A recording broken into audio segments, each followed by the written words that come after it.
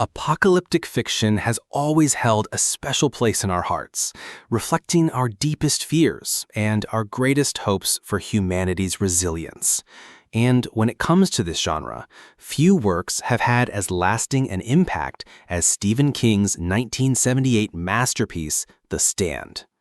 For decades, the world of Captain Trips, Mother Abagail, and the mysterious Randall Flagg remained a closed story, until now.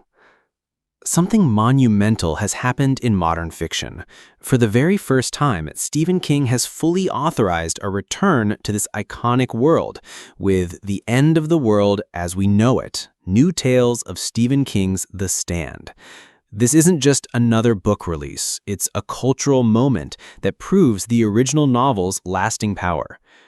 Award-winning editors Christopher Golden and Brian Keene have assembled a star-studded list of authors to bring new voices to the shared universe. What we get is an 800-page collection that's carefully structured into 4 distinct parts, taking us from the initial collapse of civilization through the aftermath and even decades into the future. But first, let's understand the world we're returning to. The Stand gave us one of fiction's most terrifying apocalypses, a weaponized superflu called Captain Trips that kills over 99% of humanity.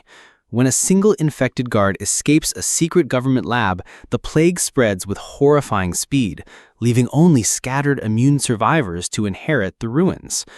What follows is a spiritual war. The survivors are drawn by powerful dreams to 2 opposing figures.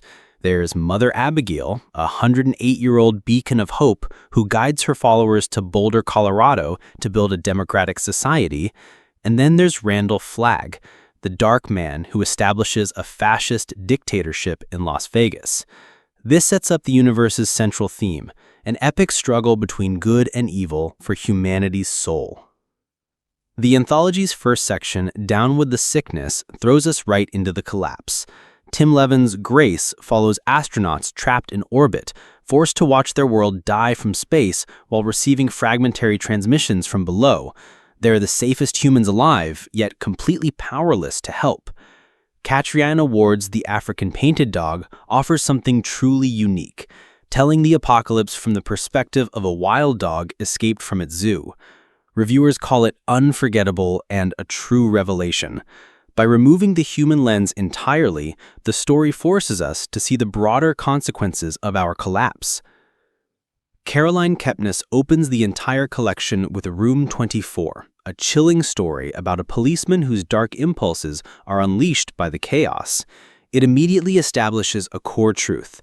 The greatest monsters are often human, and crisis doesn't create evil, it reveals the evil that was already there. The second section, The Long Walk, moves into the aftermath as survivors choose their paths. Jonathan Janz's Lenora is described as a story that tears you to pieces and stitches you whole again. It captures the essential journey from despair to hope that defines the Boulder Free Zone. S.A. Cosby's The Legion of Swine brings the themes into our modern context, highlighting how Randall Flagg feeds on America's ugly history with racism. It argues that true rebuilding requires confronting the sins of the old world, not just constructing new towns. Usman T. Malik's The Mosque at the End of the World promises something profound, showing how faith provides structure and meaning when the secular world crumbles. The mosque becomes more than a building. It's a symbol of divine order in the face of chaos. If you'd like to read more or buy the book, you'll find the link in the description. The anthology's most ambitious section is Life Was Such a Wheel, jumping decades into the future to explore the long-term consequences. Chuck Wendig's Grand Junction shows us a thriving community 30 years later, but dark rumors from nearby Telluride threaten their peace. The story directly engages with King's philosophy that life is cyclical, that good and evil chase each other in an endless wheel. As one character explains, the seasons, the rain and snow and sun, day and night, it's all a cycle, and good and evil are on that cycle. Righteousness rules, and then the wheel turns. Goodness softens, weakens, evil gathers at the edges.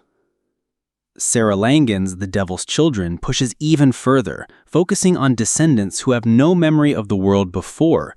For them, Mother Abagail and Randall Flagg are legends, raising the question of whether foundational values can survive when the memory of struggle fades.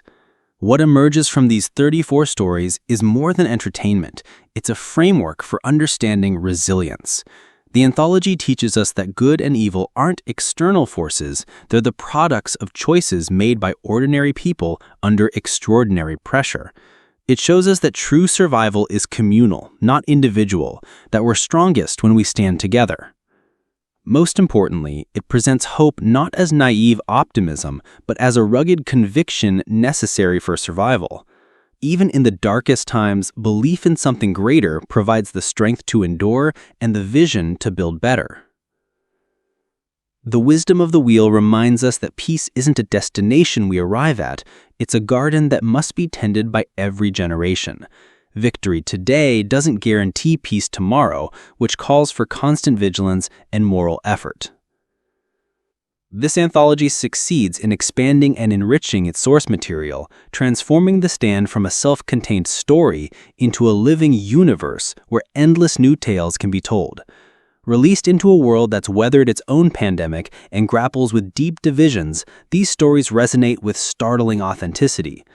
They're not predictions of the future, they're powerful allegories for the present.